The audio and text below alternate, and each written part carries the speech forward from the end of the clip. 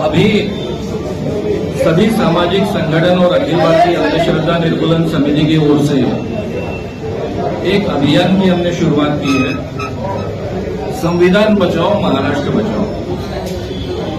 इसके माध्यम से हम प्रचार कर रहे हैं सभी सामाजिक संगठन के लोग कि महाराष्ट्र में जो लोग संविधान को मानते हैं, महाराष्ट्र के लोकतंत्र को रिस्टोर करना चाहते हैं, ऐसे महाविकास आघाड़ी को हमने चुनकर देना चाहिए।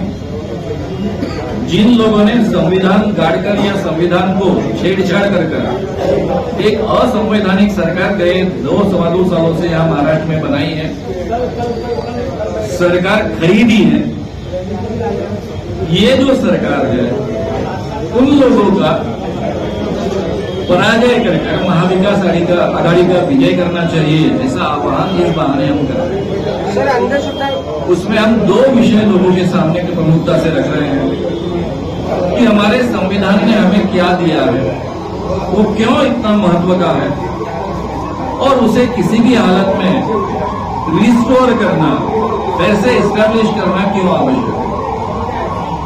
जो आज महाराष्ट्र का असंवैधानिक अलोकतांत्रिक सरकार बना हुआ है, उसे बदलना क्यों आवश्यक है। ये सभी बातें हम बहुत ही आत्मविश्वास के साथ लोगों के सामने रखते हैं, लोगों को कन्विंस करने का प्रयास करते हैं, और बीजेपी प्रणीत लोगों का आप पराजय कीजिए और महाविकास आघाड़ी का विजय कीजिए, ऐसा आह्वान करते हैं। खुला समर्थन अचानक कैसे सर? अभी तक अंधश्रद्धा और सामाजिक कार्य में आप काम करते थे, राजनीति में आने का क्या होता? अब बेसिकली मैं अभी भी राजनीति में नहीं आया हूं। जो भी व्यक्ति सामाजिक क्षेत्र में काम करता है उसकी राजकीय भूमिका होती है। मैं गए 43 सालों से अखिल भारतीय अंधश्रद्धा निर्मूलन समिति के नाम से जो काम कर रहा हूं, उसका प्रमुख उद्देश्य रहा है कि इस देश में लोगों में वैज्ञानिक दृष्टि को लोगों ने स्वीकारना चाहिए, इसलिए हम प्रबोधन करते आए। इसके पीछे का कारण क्या है कि ये देश हमेशा असमानता का समर्थन करता हुआ देश रहा है। इस देश में कभी भाईचारा बहुत कम था, न्याय नाम की कोई चीज नहीं थी, और स्वतंत्रता नाम की कोई चीज नहीं थी। इवन पढ़ाई करने का भी सबको अधिकार नहीं था, विचार रखने का सबको अधिकार नहीं था। पहली बार ये कॉन्स्टिट्यूशन के माध्यम से हर व्यक्ति को, चाहे वो किसी भी जात में पैदा हुआ हो, किसी भी धर्म में पैदा हुआ हो, चाहे किसी लिंग में पैदा हुआ हो, पहली बार ये उसको अधिकार मिला है कि सभी इंसान समान है, सभी को बंधुभाव से रहना है।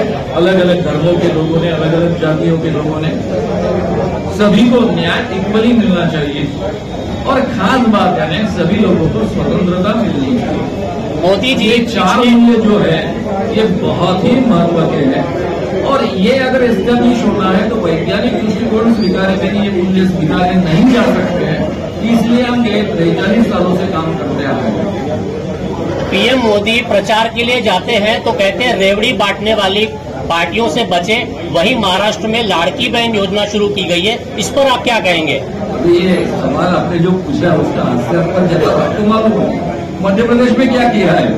मध्य प्रदेश में ये योजना अभी भी शुरू हुई है। मैं इसको रेवड़ी बांटने वाली योजना नहीं कहता हूँ, मैंने बहुत विस्तार से मैंने कहा है रेवड़ी बांटी गई वो है 26 लाख करोड़, सॉरी 16 लाख करोड़ जो माफ किए कैपिटलिस्ट लोगों के, कॉर्पोरेट्स के, वो सबसे बड़ी रेवड़ी है, जिससे देश का बहुत बड़ा नुकसान होने वाला है।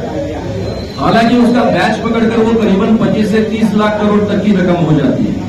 इतनी बड़ी रकम को माफ किया गया। ये जो स्त्रियों को पैसे दिए जा रहे हैं, ये इन्वेस्टमेंट के काम में आएंगे।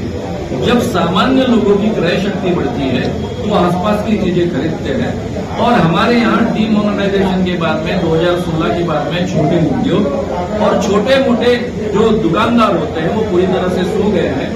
उनमें से कुछ मर गए हैं, कुछ जिंदा है, लेकिन कैसे वैसे जी रहे हैं।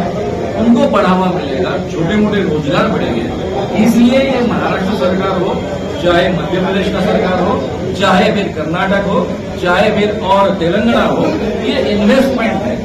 इसलिए इसको मोदी जी रेवड़ी कहते होंगे, तो मोदी जी का अर्थशास्त्र का ज्ञान हमेशा ही अधूरा रहा है, इसलिए वो कुछ भी बोल सकते हैं। सर, एक आखिरी सवाल, अंधश्रद्धा निर्मूलन के तहत आपने सभी धर्मों के धर्मगुरुओं को जो है टारगेट किया, लेकिन अधिकांश जो है हिंदू धर्मगुरुओं को जो है उसका बड़ा प्रभाव पड़ा है। तो क्या भाजपा आपके इस कदम को हिंदू विरोधी नहीं बताएगी? भाई हर आदमी पहले मुझे हिंदू विरोधी कहता है, और जब मैं किसी मुस्लिम बाबा के खिलाफ काम करता था तब बोलते थे आप मुस्लिमों को टारगेट कर रहे हो।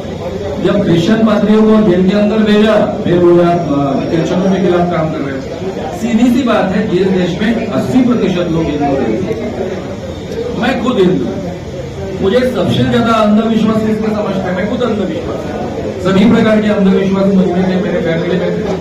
तो इसलिए सबसे पहले तो हम अपना घर साफ करेंगे ना। मुझे सबसे ज्यादा अंधविश्वास कौन से समझेंगे? मुझे बाद में मुस्लिम धर्म में जो भी या मुस्लिम लोगों में जो भी अंधविश्वास होते हैं, क्रिश्चियन लोगों में जो अंधविश्वास होते हैं उसका अध्ययन करना पड़ेगा, लेकिन हिंदू लोगों में जो अंधविश्वास होते हैं उसका अध्ययन नहीं करना पड़ा। मैं खुद उसका मुक्त होने रहा हूं। तो इसलिए नेचुरली हमारे काम में जो मेजर काम आपको दिखेगा, 80% काम दिखेगा, वो इसी ढंग का काम दिखेगा जिसके आधार पर आप कहेंगे मैं हिंदू धर्म के खिलाफ हूं। लेकिन हमने शुरुआत की तभी हम हिंदू धर्म के किसी भी धर्म के खिलाफ नहीं, भगवान के खिलाफ नहीं, भगवान और धर्म के नाम पर जो ठगी होती है उसके खिलाफ हम काम कर रहे हैं और इतने सालों से काम कर रहे हैं। मेरे हर वाक्य अलग अलग जगह पर उपलब्ध है, लिखित फॉर्म में है। इतना ही नहीं तो अभी तो भाषण देते हैं उसका भी उपलब्ध है। एक वाक्य मुझे बताइए जो भगवान के खिलाफ है या किसी धर्म के खिलाफ है। धर्म में जो बुराइयां होती है, भगवान के नाम पर जो ठगी होती है, उसी के लिए हम बोलते हैं। जैसा हमारे देश में स्त्रियों को पढ़ाया नहीं जाता, आज स्त्रियों को पढ़ाया जाता है। आपकी बेटी, मेरी माँ पढ़ी लिखी है, ये तो सबसे बड़ा पाप था ना इस देश में। तो क्या हम धर्म का उल्लंघन कर रहे हैं? हम मानते हैं वो बुरी चीज थी, हमने वो निकाल डाला। हर इंसान इसी ढंग से सोचता है, उस सोच का हम फायदा उठाते हैं, वो बात उन तक पहुंचाते हैं और लोग स्वीकारते हैं। इसलिए 40 सालों से 43 सालों से काम करते आया, एक भी बार मुझे कभी लोगों ने विरोध नहीं किया। लोगों के भरोसे ही ये काम करते हम आए। आने वाले विधानसभा चुनाव के दौरान संविधान बचाओ महाराष्ट्र बचाओ में श्याम मानव की भूमिका रणनीति क्या रहेगी? नहीं, हम तो जाहिर तरीके से सभाएं ले रहे हैं, जाहिर आह्वान कर रहे हैं। अभी तक ये संविधान बचाओ महाराष्ट्र बचाओ इसकी 14 सभाएं हो चुकी है, आगे की सभाएं चलती रहेगी।